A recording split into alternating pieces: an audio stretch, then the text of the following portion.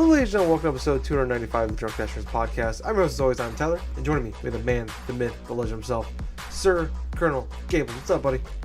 Hey, Tyler. Man, I am feeling relaxed at this point in time.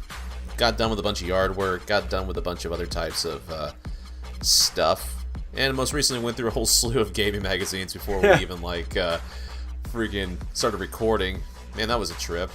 That was all the way from like freaking 2000 to like 2005. So yeah, one of my friends at work gave me all these official PlayStation magazines from like almost 20 years ago, and it was like freaking crazy.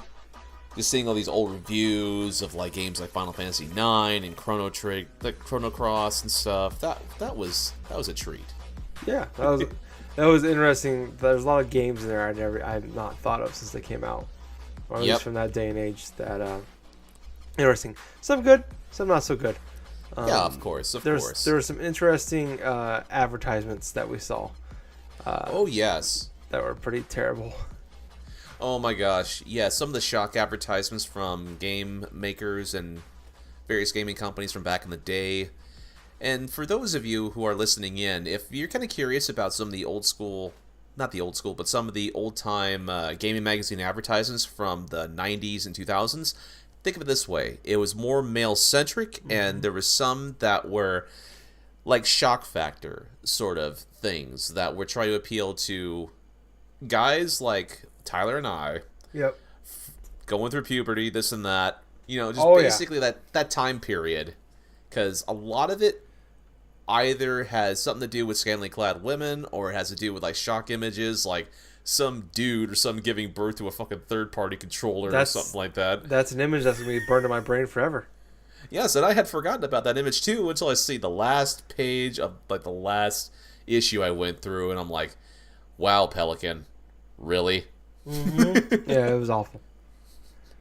Yeah. But yes, other than that, man, I'm doing all right. Tyler, how have you been doing? About the same as usual. Nothing too exciting for me. We worked a bunch of long hours at the beginning of the week, so my whole department got Friday off. Nice. Which was nice. Yeah. So that was nice. Played a bunch of. Didn't really have a lot of time. Downside. It's nice to get Friday off, but downside is you work a lot of hours at the beginning of the week, so you don't really have a lot of time to do anything else. So Friday and today, Saturday, have been very crazy gaming days for me, which I'll get into a little bit later. But same old for me. But before we get into the rest of the show, I do want to mention. I mentioned it last week. I'm going to mention it every week here on out. But we are 3 weeks away from Extra Life as of today. Oh my God! Yes, we are. Yes, we are. So November 3rd is when it's happening. In case you don't know, it is a video game charity that we have been participating in for every year for the last 6-7 years now, where people donate money to you and you play video games for 24 straight hours, and all the money we raise goes to Children's Miracle Network. This is the 10th anniversary of it, and last year I believe they raised over $11 million, and combined so far over $40 million. Wow. Yeah, so if you're interested in doing that or checking it out or want to get involved or donate, go to extra-life.org and just look into it some more. It's a legit thing that we do every year. I got a tattoo last year of the logo. Oh yes, you did. For hitting my my Extra Life goal. So it is obviously a very important thing for us, and something we do every year. We look forward to doing. I even got a gold medal last year for raising $1,000. So that's a cool thing. Holy crap, dude! Yeah, that is amazing. Yeah, it's really cool, and we talked about it a bunch last week at the beginning about last year's Extra Life being a really cool year. I thought something fun that we could do is so in the history of the show, we always talk about it when kind of the things that we do. So I thought it'd be fun to kind of look back. So we looked back last week a lot at 2017. I thought maybe we could look back at 2016's Extra Life. Okay.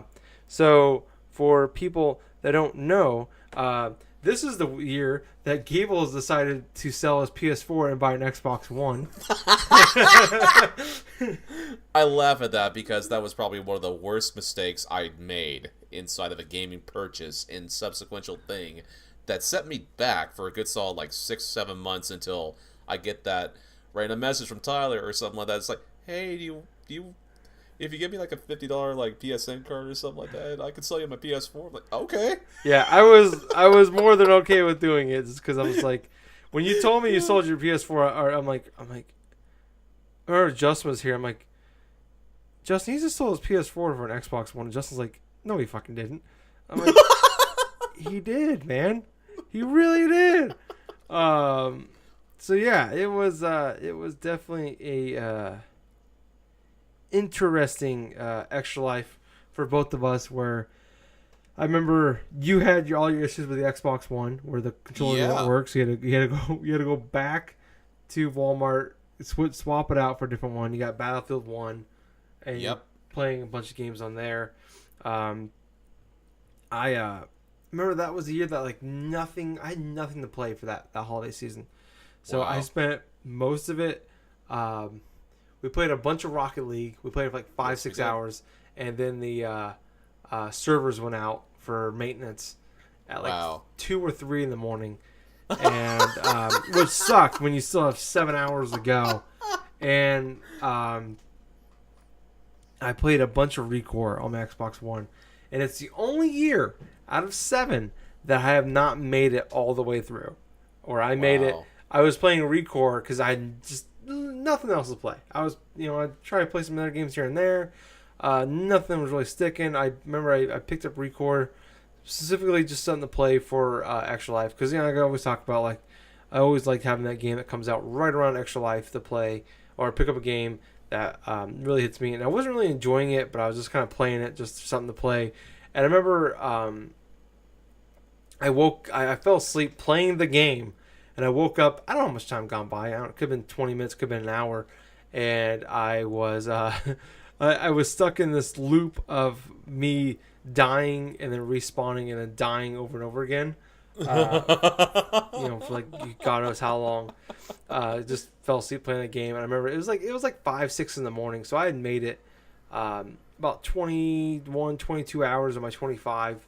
And I was just like, I can't do it. I gotta go to sleep. And that was the only year I just, and a lot of it had to do with the fact was I always talk about, like, it's always great to have the talk ship where we have a bunch of people in party chat together playing and bullshit each other to keep us going. There's always people jumping in and out too, along with the people that are playing for the whole 24 hours.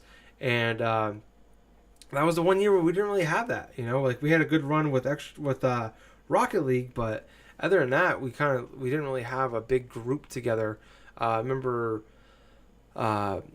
Jitterbug and Nerves, they did like their own separate thing where they went to a actual arcade bar, and they did their Extra Life there. So the community wasn't really together as much as we used to. So it was just kind of like I spent most of it, a good chunk of it, really by myself or not playing with anybody else. So that really hurt us there. Yeah, I did. Yeah, but it was, obviously still blasting me up the hours the next day.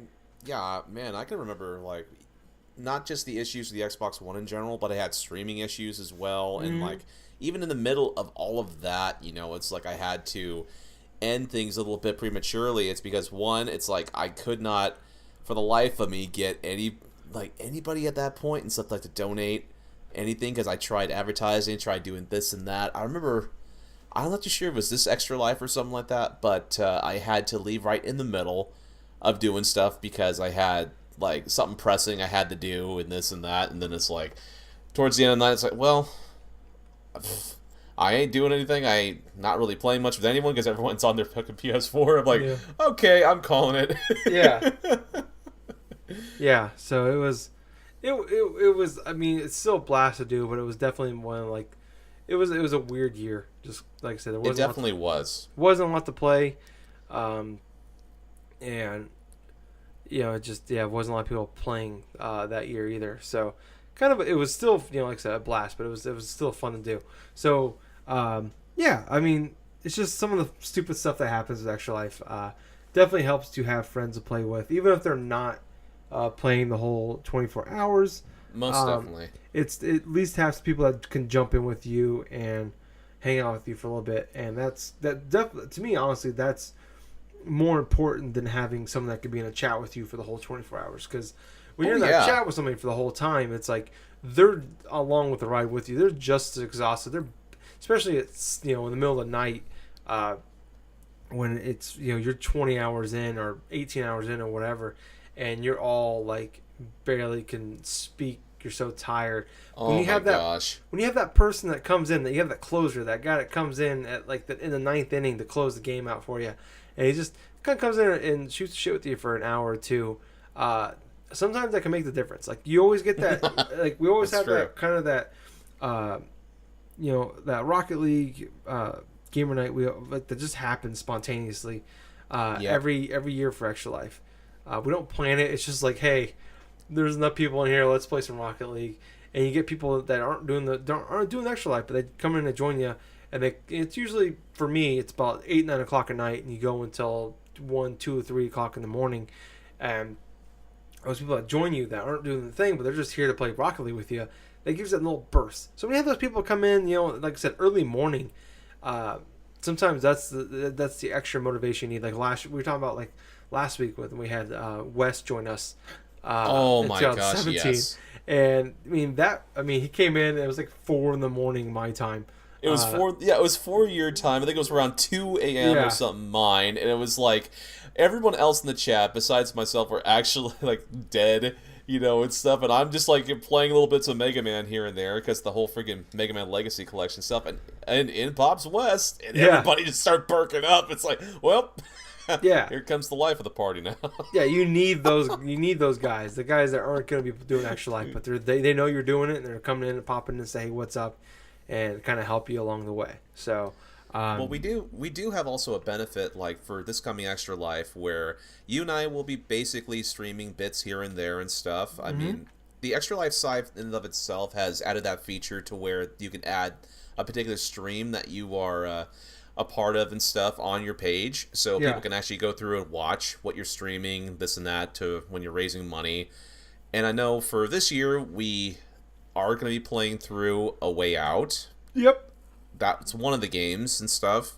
And I know for the Talking Ship guys, I want to download the game I got for free Friday the 13th, because I want to try to get through and play a group with those guys for that game in particular, because it's going to be fucking hysterical. Yeah. Trying to see if we can get guys like Jitterbug and Nerves and like freaking Cam and stuff like all in the same sort of party. And it's been such a long time since I've talked with those guys too. Let's see, there's between that, our usual Rocket League stuff. So there is a bunch of different things we are going to be doing, try to raise money for our hospitals of choice. And wow, all that really we can say is like, come in and support us, It's like go to our pages and stuff, donate anything that you feel like, pretty much. I mean, we're not pressuring you to donate stuff. Yeah. And I'll tell you what, even if you do donate, it is tax deductible. Mm-hmm. So pretty much doesn't matter what the amount you donate, it's just as long as you're right there with us. It could be something as simple as like commenting on a post or something, or that we post on Facebook or on Twitter, or something as awesome as maybe watching our streams and just encouraging us to play a little bit here and there and stuff, so we're not just falling asleep literally in front of our controllers. Yeah.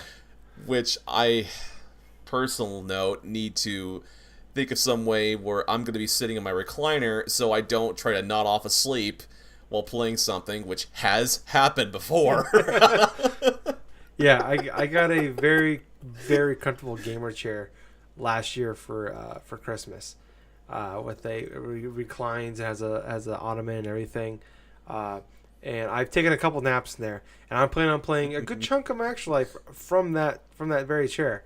So yes. I'm gonna have to find a way to not to stay awake, and definitely not fall asleep during. But yeah, it's man, I am pumped. It is, and I say all the time when people ask me about it, I'm just like, oh, it's my least favorite day of the year, and I mean that with all respect. Where I love Extra Life, I love everything. I look forward to it all year round. Yeah. I mean, you can ask Gables. I talk about it all the time. Like Yeah, this is yeah. Like I adore it. I love it. But when you get there, and it's like I said last week, you get there at 9 o'clock at night, and you're just like, I don't want to play video games anymore. But I still have 12 more hours of video gaming to do. So yeah, it's gonna be fun. I haven't. It's daylight savings time. They always do it on that day. But I don't know if I'm gonna do 25 hours this year. I'm gonna try it. But I'm at least gonna do 20, or at least do my best to do 24 hours. Oh yeah, most definitely. But I know. yeah, go ahead. I know. Like just to say something a little bit. It's like I'm gonna try to see if I can go more in terms of like hours that I have in past years. I want to try to start early, like on Saturday morning and stuff. I'm not saying like 6 o'clock. I'm more or less thinking about something that we talked about last week, where possibly go to sleep early and then wake up like around 1 or 2 in the morning, and then all of a sudden just like on that day, that Saturday, and then just go forth all the way until then, because that would actually be freaking incredible, in my honest opinion.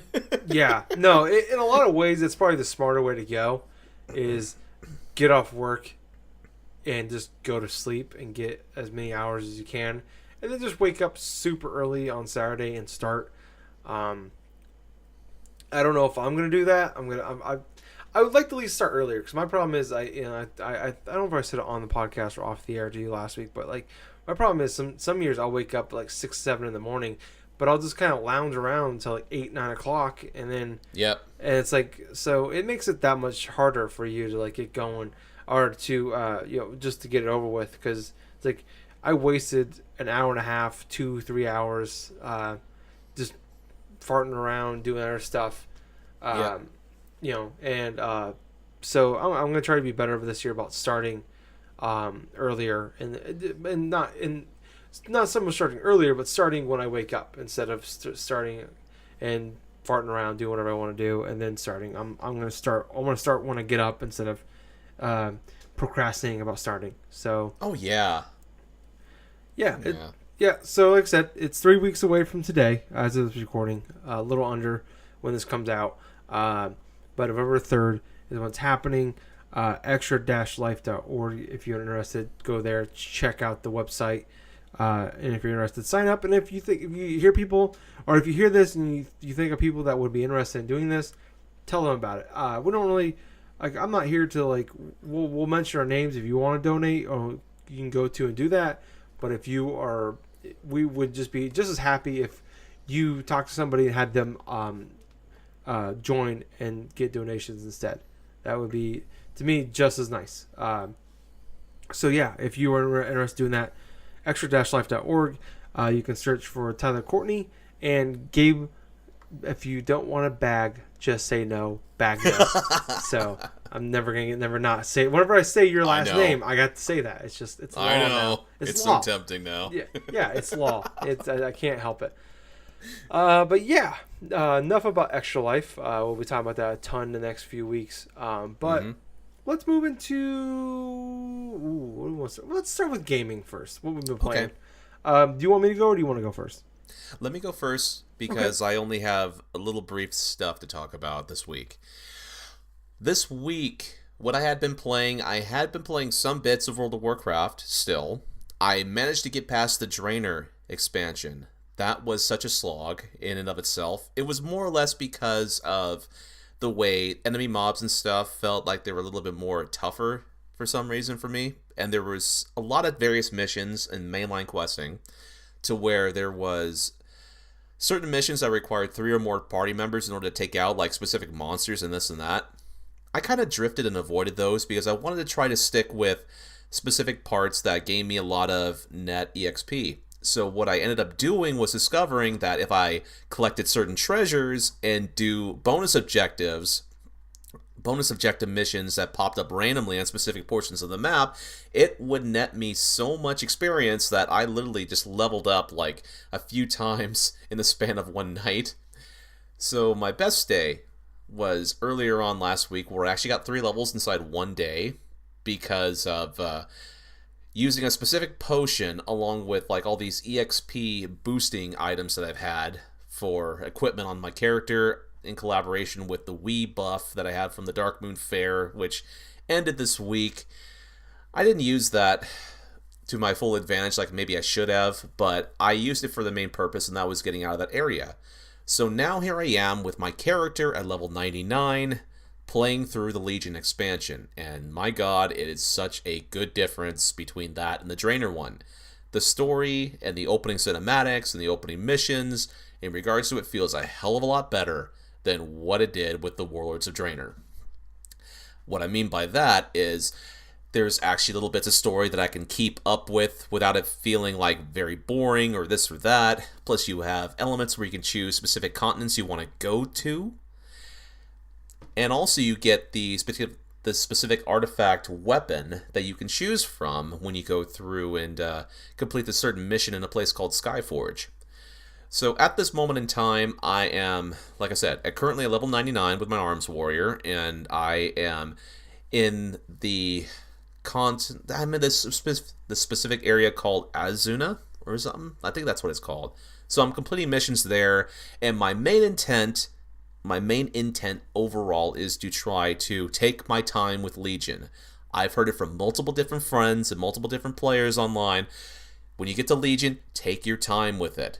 Go through and enjoy certain aspects of it, because this is a content that was released a couple of years ago, and many players loved this expansion in general because of how much it introduced, but also how high a quality some of the mainline story stuff was and some of the content that was provided inside of said content before BFA launched this year. So I'm definitely going to do that. But in other gaming stuff, I did play a little bit more of Dragon Ball FighterZ Z. I love playing this game. I love the aspect of the gameplay still. It is one of the constant games that I've played literally since the beginning of 2018, and it has lasted almost the entire year. I'm happy with that. I have been specifically going through and completing combo trials with specific characters, mainly Gohan, Teen Gohan and Android 16. And oh my gosh, just that moment and feel like a satisfaction you get when you complete this big old combo or something, when you're going through some of the advanced techniques with some of the characters, it feels so rewarding. It feels very articulate in terms of how you can get things timed just right with your muscle memory, pretty much. But just discovering the aspects of, oh, I have to be this far away from a character in order to execute this combo almost flawlessly, or oh, I have to time this type of technique or that type of technique.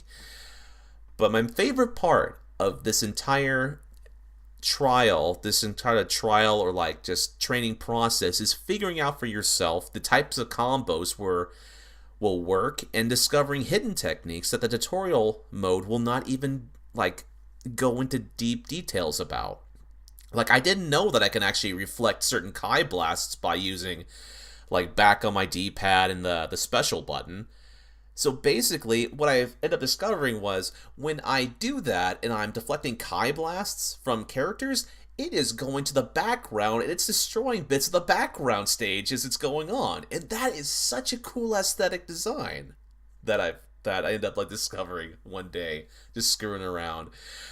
But yes, I've been very much enjoying the end of the DLC content for Season 1. Going through characters like Android 17, like Cooler, Goku, and Vegeta, their base forms at the start of Dragon Ball Z. Those characters are very fun to play. Bardock and Broly, same purpose, I just can't get enough of this game. It is such a fun fighting game, and it feels so reminiscent to an old school sort of appeal in terms of the fighting game spectrum, to where it feels mostly similar to that of a Marvel vs. Capcom 2, a game I readily enjoyed back on the PS2 when I would predominantly play that and stuff instead of going to arcades because me being out by the boonies. But enough about that. One of the last games I played for this week was more of a game that I downloaded on Switch called One Strike. One Strike is another fighting game, obviously, but it's sort of like a mobile-esque kind of fighting game to where the attacking and defending buttons and dodging, it's basic, the control, but the execution in terms of going through the arcade mode, basically having set 5 lives and trying to defeat fighters by using certain tactics, it can get pretty complicated, honestly, and it's very hard to master from what I've experienced so far. As of this moment, I've went through this mode called one trial mode or something like that. It basically, you go through the entirety of the arcade mode only having 1 life. And so, as you would expect, if you get killed, you got to start all the way back from the beginning. I'm glad to say that I've actually gone through that mode with every single character on easy mode. That is pretty cool in and of itself. I increased the difficulty, obviously, in the arcade mode to medium, or the normal type of experience, and I'm having some pretty interesting challenges going through it. I mean, there are sometimes when I can't recognize certain timings of fighters, and there are other times where I feel like I basically am rushing at certain spots where it feels like it's sort of jarring when you do like counter a fighter and stuff like that. But the overall experience I've gotten so far with One Strike, it's pretty fun. It's pretty fun to pick it up and play it in bursts. It's definitely not the type of game you want to play for very long durations of time, like maybe a few hours. But yes, it's definitely the type of game that you would play in between big AAA releases and stuff on the Switch, or maybe just leading up into another big indie game or something like that that you want to try to play through. But yeah, overall, One Strike is definitely a positive game that I've played this week. It was on sale on the Switch. Initially, it's a $5 game. I got it, I believe, for $1 on the eShop store a few weeks back. So definitely was not out a bit of change. And I would recommend people, if you're looking for a decent fighting game, maybe to tide you over a little bit, like in between like doctor office visits or in between like break time stuff, like, hey, I've actually played One Strike in the middle of like my lunch period on Friday. So it's like, it definitely has that appeal to where, hey, you could play a few games and turn off your system and then go back to what you're doing. It has that casual type of feel, and I absolutely enjoyed that. So, other than that, though, that's basically what I've been playing for this week. All right, very cool. So I've only played a couple games this week. Played Assassin's Creed Odyssey. Talked about last week. I just started at that point. I want to say about 7 hours in now. Oh, that's pretty deep. No, not really. It took me like almost 4 hours to get to the prologue, or get through the prologue. Yeah, so like you don't see the title screen until you leave the first island, which the first island is basically the prologue, and it was probably 3.5, almost 4 hours by that point when I left, and there was still a lot of stuff to do when I left. I went to the next island, so at that point I opened up the map and I scrolled out when I got to the second island. I'm like, I don't usually audibly do like say anything, like unless I'm like, fuck, shit, god damn it, like you fuck up something in gaming. It was moments like that. So when I opened the map and I zoomed out and I saw the whole map and went, oh fuck. What? It's so big. There's so much there. It is gigantic. It's insane how large the world map is.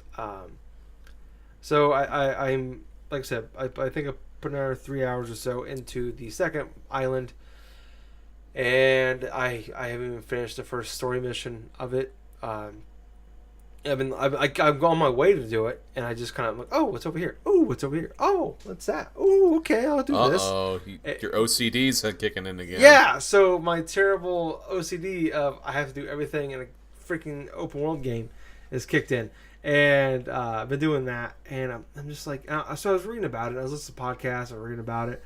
I was like, how big is this game? How long is this game?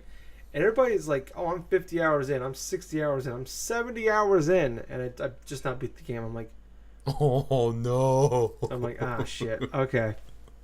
I'm like, my backlog is crazy right now.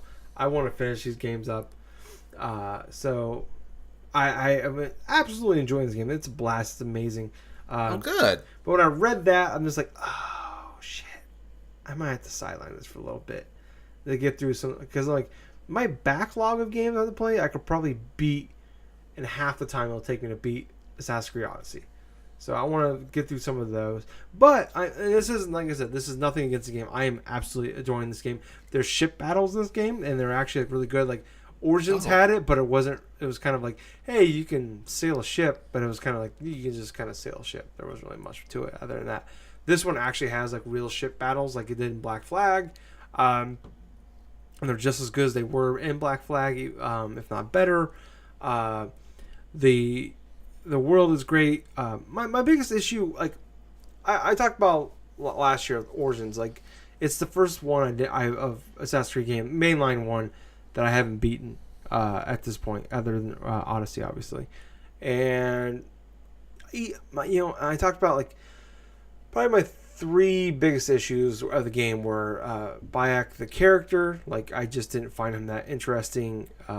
His story was noble, wanting to get revenge on the people that murdered his child.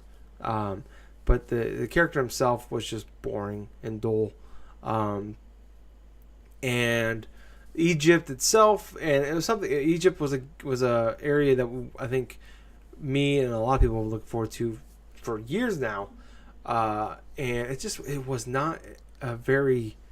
It wasn't a really good Assassin's Creed world. Like if this was another game, it would have been fine. But it was too much desert, I guess. I know it's Egypt, so it's all desert. But for an Assassin's Creed game, there was just so much like nothingness in between the towns and nothing to do. Right. Like there's some cool stuff when you climb the top of a pyramid and get to slide down them. There's some cool things to do with it. But it wasn't very well. It wasn't very well done. So basically, kind of like a review score at the time for you is like 7.3 out of 10. Too much sand. Yeah. It's like that. Yeah, it's like the Pokemon X and Y review for IGN did when there's too much water. That's good. That's a good way to put it. Too much sand. Too much sand. Yeah, that's gonna be the title of our podcast this week. 7.3 out of 10. Too much sand. But. And then also how fast, like, so they added, like, in last year's leveling system. So, and you couldn't do the next story I think you could do them, but it was just, you were just going to get destroyed if you tried. If you didn't get to, if you weren't at the certain level. And I put, like, 25 hours in this game and doing a lot of side stuff, and I just was not getting the level. Like, I remember I got to a certain point, I'm like a level 22. And I gotta be a level like 24, and like I'm doing all these side missions. I'm not even having fun. Just like I'm just grinding to get doing these dumb missions just so I can continue on the story that I'm not really enjoying either. And which one is this? Odyssey or this Origins? This is Origins. Sorry, and I just I fell out of it. And now on Odyssey with Cassandra, I picked Cassandra over Alexios, and she is a much better character. She is. Kind of like more of a like I don't like really give a shit style, and this one you can. It's something I really didn't think I'd care for as much as I would end up so far liking. Is you can pick the dialogue options, but she just feels like more like a personality, or Bayek it felt like more this is a guy reading lines, and not to say he was a bad voice actor. It's just that the lines she was reading were just not interesting. But with this one, with Cassandra, it's like she is like her backstory of like her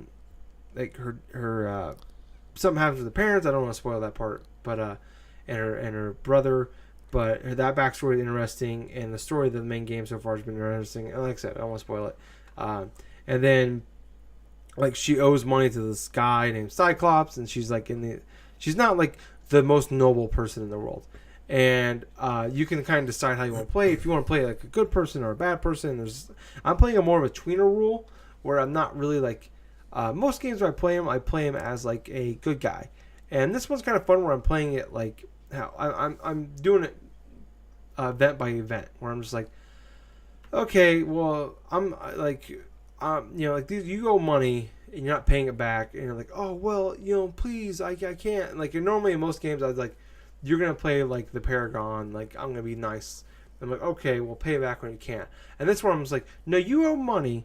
You're gonna pay back that plus interest. Kind of like I'm being more of a dick about it, and I'm getting what's coming to me, and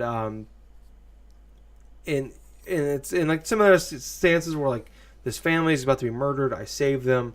I'm having fun with that. Like just kind of like, and her character does really great, and the voice actor does a great job of like expressing that. I'm really enjoying playing through the game just because of Cassandra, like in the way she is. Like I said, she I think in her heart is a good person, but she's a badass still, and which is really fun. And I want to continue playing more of that, and I will. But I started playing another game just today, actually. I put like 6-7 hours into it today. Okay. Vampyr? Vampyr. I think that's how you say it. Vampyr. Okay. Vampyr, whatever. So this game came out in June, I want to say, of this year. I picked it up for like $30. I want to like a couple months ago, and kind of wait for a right time to play it. And this is probably not the right time to play it, but it's it's October. It's Halloween coming up. I wanted to be. I was like, oh man, I want to play something more. Or I want to watch something or watch a movie or a TV show or something that's like more Halloween-esque. And I'm like, I was scrolling through stuff on like Netflix, and I couldn't find anything.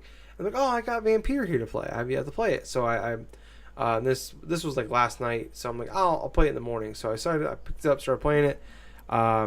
This is a Don't Nod game, which people don't know. They make the Life is Strange games, and people that maybe don't know, I have become a bit of a fanboy for Don't Nod. More so Life is Strange games, but I'm still a bit of a fanboy for them. But like I said, I played about 6-7 hours of Vampyr today. I'm on chapter 3, which I think I don't know, maybe close to halfway or about halfway through the main story. But what this game is you play a doctor named Jonathan Reed, and I want to say it takes place in like the early 1900s. But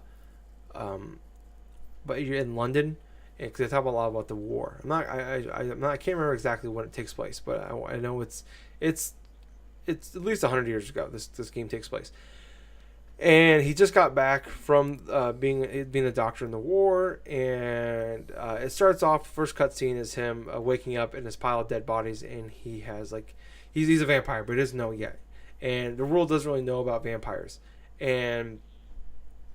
Starts off, he accidentally kills his sister, but he bumps into these people that, hey, you can still be a doctor. You're a world famous doctor.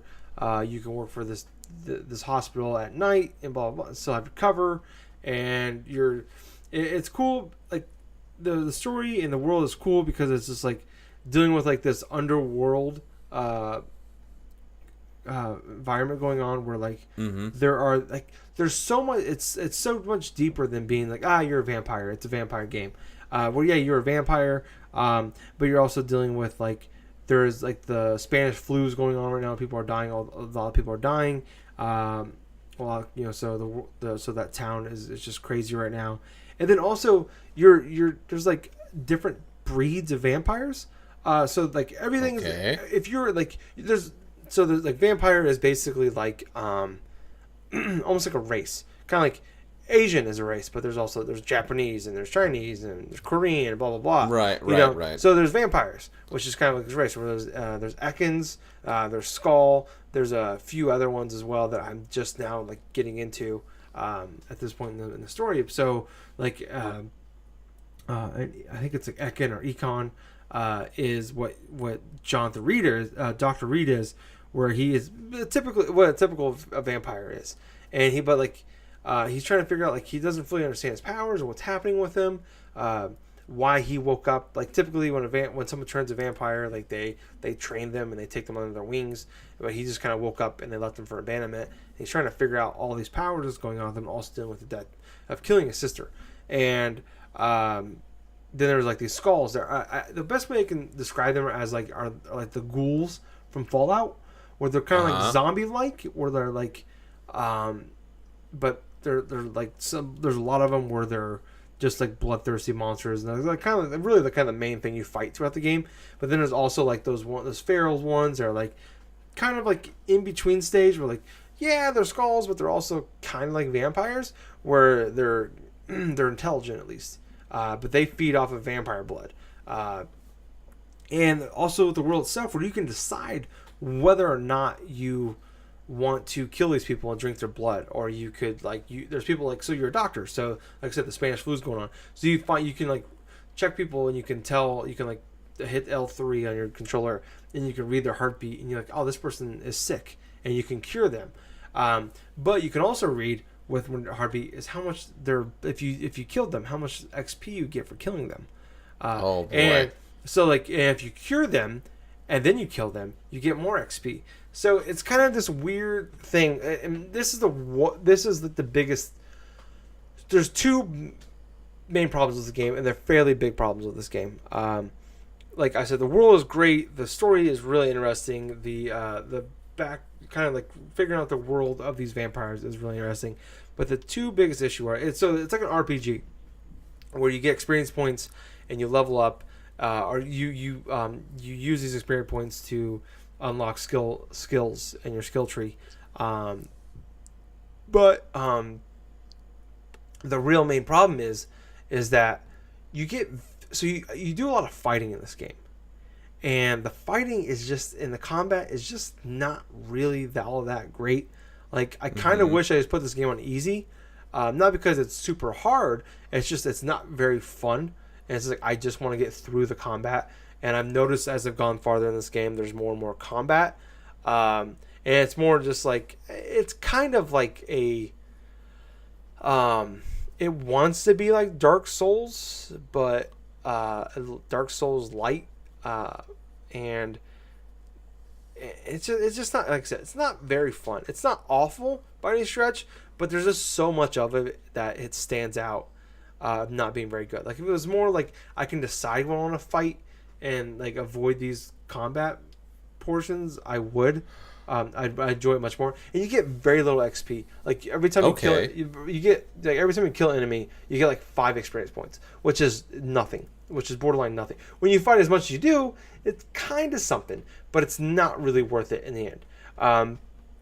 So like I said, you make the choices of being a vampire, of killing these people and taking. You can kind of take over their, control them, and take them off into a back alley and then kill them, and you get a crap ton of experience points. And depending on the person and their health, you get more experience points. So you get a few hundred, or you get a couple thousand. Which a couple thousand is a good chunk in this game. A few hundred isn't much, but like, you kind of like, so it gives you a decision whether or not to kill or let these people live, or you can just talk to them and whatever. But like, if you want to like get anywhere in this game, you kind of have to kill people to actually like level up and not be underpowered through this game.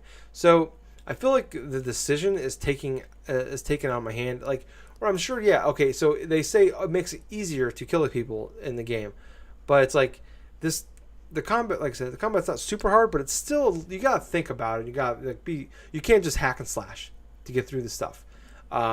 So like I said, in like Assassin's Creed Odyssey, I'm being more of a tweener role, but I'm not really killing anybody. I'm doing what's good for me, but I'm not hurting anybody. In this game, like I'm just murdering everybody. Like, I have the chance to kill, and like I'm legitimately feeling bad about it. Like, I met one girl where it's like her and her sister, like her little sister, who's like, I don't know, 8 or 9, and she's early 20s, late teens, taking care of her sister, and it's like she's telling me her story, and I'm like, oh, okay, it's kind of a sweet story. She's trying to help her sister out, little sister out, but I'm like, you can give me, if I kill you, I get like 3,000 experience points. It's like, well, I don't want to kill you, no, but you're worth 3,000 experience points. So let's go off this back alley so I can kill you. So, like, I feel like I don't like the decisions I'm making in this game, but I feel like I have to, because it's just like I defeated like this big boss they set up for you, and he was like, it was legitimately a really tough battle. And I got like Yeah. 800. I got 800 experience points for this person for beating this person, which is next to nothing in this game. But it's like I just killed this 17-year-old girl, and I got 3,000. Like there's a major problem with this game where it's like, yeah, I get it, it's supposed to be easier, but that's not like there's got to be like a balance there where it's that's like, pretty freaking morbid. I'll tell you that. Like I just fought like this major boss, like this. I just killed this major character in this story so far, and I got 800. Or I can just kill this girl who means nothing, who I'll never see again, for 3,000.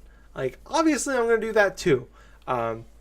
Like I said, I'm not happy about decisions I'm making in this game, which sucks because like the world is interesting, and when you kill people, it makes like the more you kill, the more unstable it makes the areas you're in, which means more monsters. It means more bad things for the world. But I feel like I feel like I'm like making a case for why people murder people in real life. But like, I feel like I have no other option here. This is almost as morbid as my time talking about me playing freaking Left for like The Last of Us or something like that, and me just taking out the freaking group of like freaking people that were like in that one area and stuff as Joel and stuff, and then like just seeing the dude like go to like their leader or something like, oh god, they're dead, they're all dead. Yeah, but in that game, it's a streamlined game. You don't have a choice. You just gotta do it. And this, I have the decision, but I feel like I don't have a decision. So, like, it's frustrating. And like the loading screens are ungodly long. Where I could probably go cut up some vegetables and make chili in the slow cooker faster than this game can load a fucking game. It's insane. There's loading in between, and like just going into talking to somebody, sometimes you'll load, or just walking, you'll get like you'll hit a loading screen, random loading screen. Like you're not even going into like another world or going inside anywhere. You're just walking the street and you hit with the loading screen. Like, why? I did nothing. I walked. That's all I did. So from a technical standpoint, it's really frustrating. It's Don't Nod at their best has made some really cool characters with a really interesting world, but I know this isn't their first game they made with combat that's more than Life is Strange, but the parts that's like Life is Strange with the characters and world building are fantastic, but everything else is middling at best. But like all that said, I'm still gonna keep playing it because, like I said, I'm interested in what's happening. I wish I could just put this game on easy because I feel like I would be enjoying it a lot more than I already am, or a lot more than I am. But yeah, that's what I'm playing. I'll talk about probably Vampyr more next week. But let's move on into some of the news this week. I'm going to start off with probably something we talked about last week, but maybe probably the biggest news of the week. PlayStation or Sony has announced that here soon you'll be able to change your names on PlayStation Network, on PS4, PS3, Vita, blah, blah, blah. So I'm just going to read the entire blog post off of PlayStation.com. Because usually I like to just like cut little snippets out. But I thought the whole thing was kind of worth reading. So I'm just going to go ahead and read it. But this is off the PlayStation.com. This is off their blog. So starting off, we are happy to announce that we will soon begin testing the long-awaited feature that will allow users to change their PlayStation Network ID from their PlayStation 4 system. The PSN Online ID Change feature beta will be a part of the PlayStation Preview program and will become available to select users who have pre-registered as testers for previous PS4 system betas. During the preview program, you will be able to change your online ID as many times as you want. The first change is free, and changes after that will be $10. And for PS Plus members, it will be $5. After the first change, changes to online ID can be made through the settings menu or via the profile page of PS4. When you change your online ID, you will have the option to display your previous ID with your new ID so your friends can recognize you. Once you decide to display your old ID or not, you won't be able to adjust this after completing the online ID change process.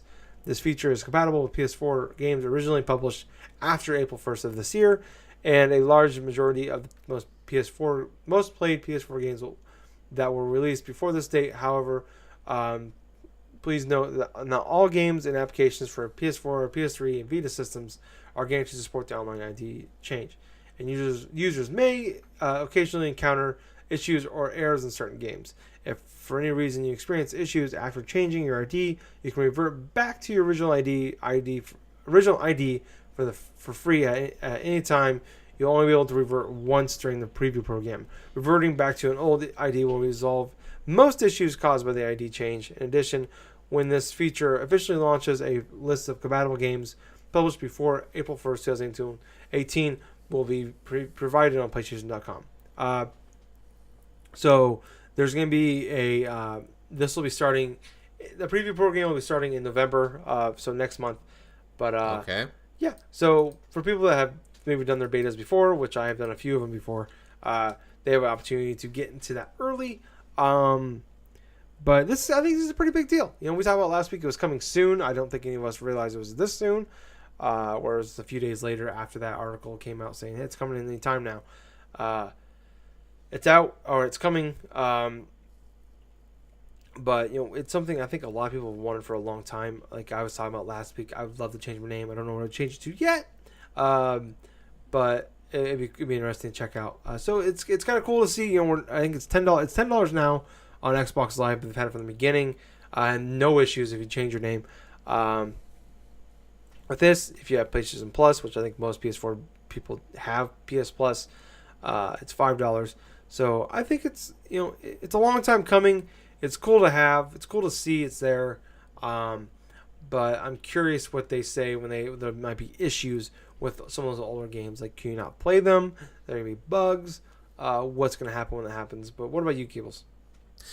Well, let's see. For one, I'm glad that finally they are coming forth with the stupid name change stuff that should have happened years ago. Yeah. But that stuff aside, when they said little bits about bugs and issues and stuff, like at certain points while testing this, it sounds like to me that they could pretend that this could possibly mean that there's probably going to be some name registry errors or something potentially when you're probably playing online or logging into the system, possibly from the get-go. Because if it sounds like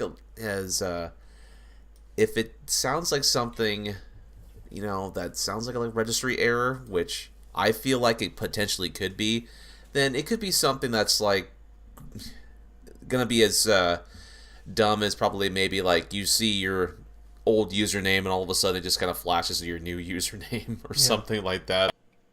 Hey guys, Tyler here. So unfortunately we had a bit of an issue with Gable's audio at this point. It randomly cut off. He turned it back on, but we didn't realize until just now that his audio was a little funky for the rest of the podcast. So we apologize for it. Did my best to fix it. But I hope you enjoyed the rest of the show. But yes, what I was saying about registry errors, like I said before, it's probably more or less going to be, say, if you're playing online, all of a sudden you see your name and all of a sudden it just pops into something different. Maybe that's going to be an issue, but I'm not sure. It could be a bunch of different things. But other than that, though, I'm just happy there's at least something, because it just sounds like to me that this could potentially be one of the last things that Sony does before going through with the announcement for like PS5. Yeah. No, it's definitely, it seems like it's getting there, get it set up, work out the bugs before PlayStation 5 gets here. Which is probably the smart move to do.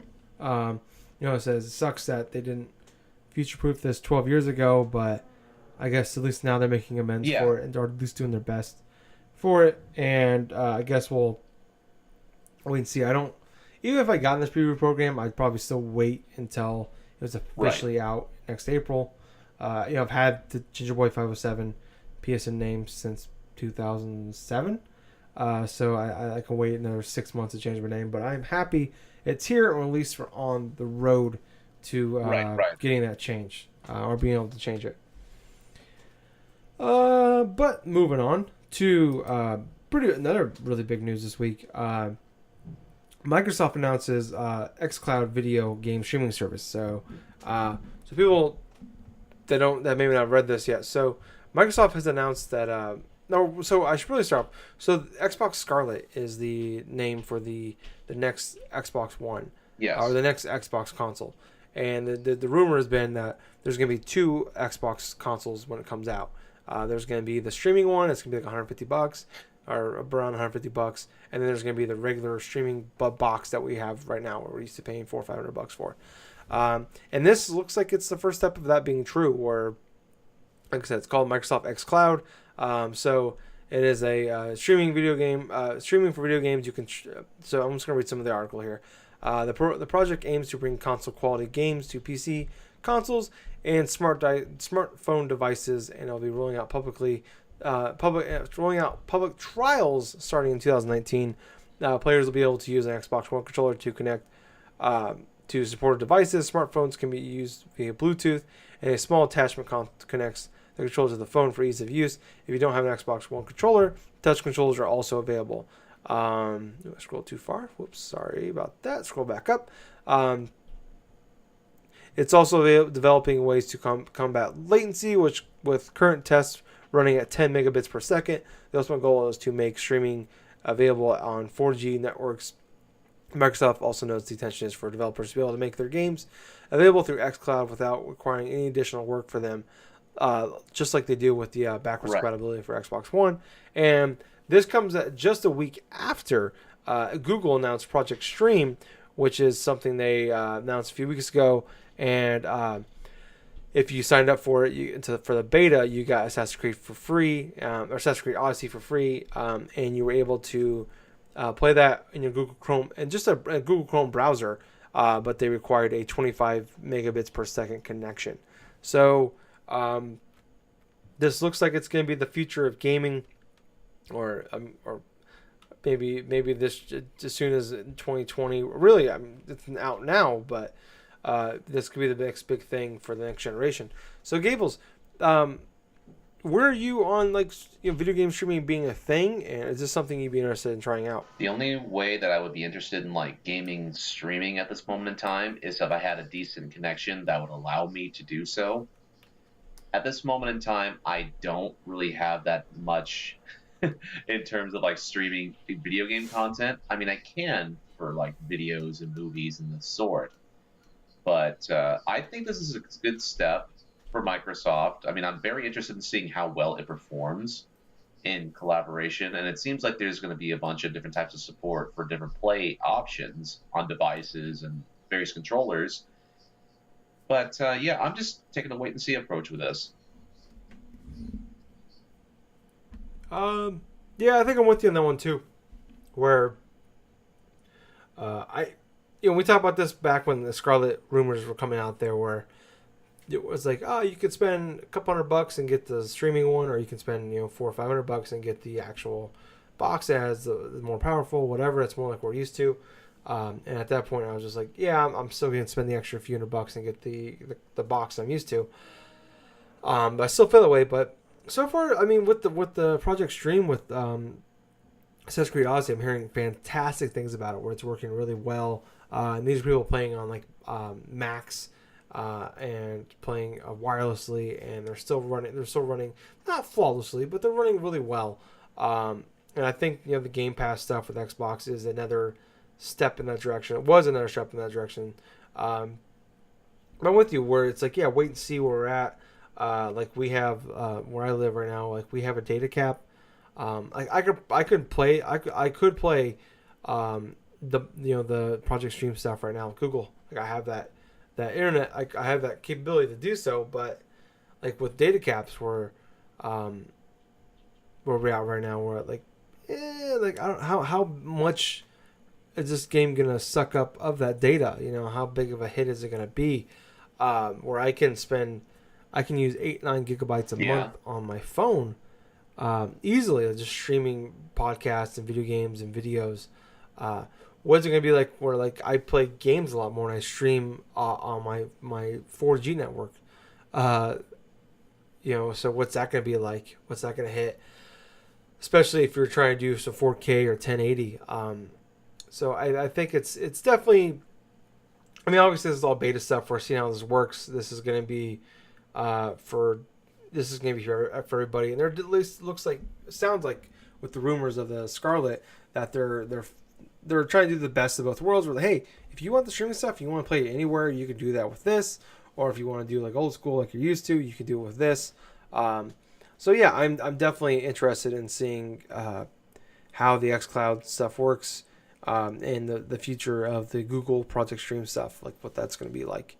But moving on to, we have a lot of game announcements here this week, so I'm going to kind of run through them all fairly quickly, and we'll kind of talk over what we want to talk about. But first up, The Quiet Man, which was announced this past E3 at Square Enix weird E3 press conference, it's a game about it's like the action game, but it's the guy who's deaf.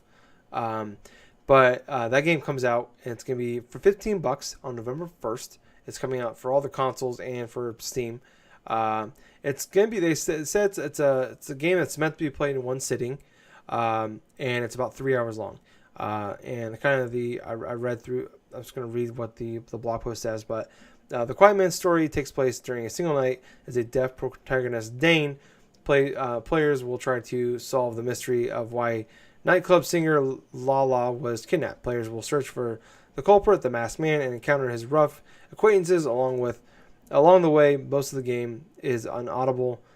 Dane will need to piece together clues based on each character's actions instead of words. Because he's a mute, sometimes his fists will have to do the talking. So like I said, that comes out November 1st. Next up, Borderlands 2 VR is announced. Comes out December 14th. It's going to be $50. It is the same. It's Borderlands 2, but in VR, it's going to be single player, and there is a slowdown mode that is exclusive to the VR mode called Badass Mega Fun Time, or BAMF time. So that's coming out December 14th. Left Alive is coming out March 5th. People don't know this is like a mech game. It's got the character designers from the Metal Gear Solid series. It is a game that takes place in 2127 in the fictional city of Nova Slava. A devastating attack leaves the city inundated with enemy troops, mechs, and the burning husk of buildings. You play as 3 different characters trying to survive the invasion and making difficult choices along the way. And it is from the director of the Armored Core series as well. And then last but not least, the Castlevania bundle is coming to PS4. This is exclusive to the PS4. It is releasing October 26th for $17. If you pre-order it, if you don't pre-order it, it's $20. Both games are the originals emulated for the PlayStation 4 with several updates taking advantage of the new hardware. This includes 4K 1080p upscaling, multiple high-resolution backgrounds, different rendering options such as smooth and full trophy support. Word of warning, the Platinums will be tough to get. Elsewhere, Requiem will make use of the DualShock 4's vibration analog stick and speaker, with the latter meaning you'll hear a lot of cool chimes when you pick up items. So all 4 of those games were announced in the last week and a half or so. Any of those tickling your fancy? Only thing that tickles my fancy is Castlevania. That's it. Okay. Was it Requiem for Blood and Symphony of the Night? Rondo of Blood and Symphony of the Rondo Night. of Blood. Yes. Yeah. Okay. Yeah. So that, oddly enough, that's no. I was gonna say that's the only one that's really tickling my fancy, just because I'm, not that I dislike those games, just that's not my type of game. Right. Quiet Man definitely interested me. I thought that was a kind of a cool game that stuck out to me with the live action stuff during E3. So I'm definitely looking forward to playing that, especially come to find out it's only $15, where I thought this was supposed to be a 2019 game that I thought was going to be a full-fledged $60 game, and then come to find out it's only $15, only a few hours long.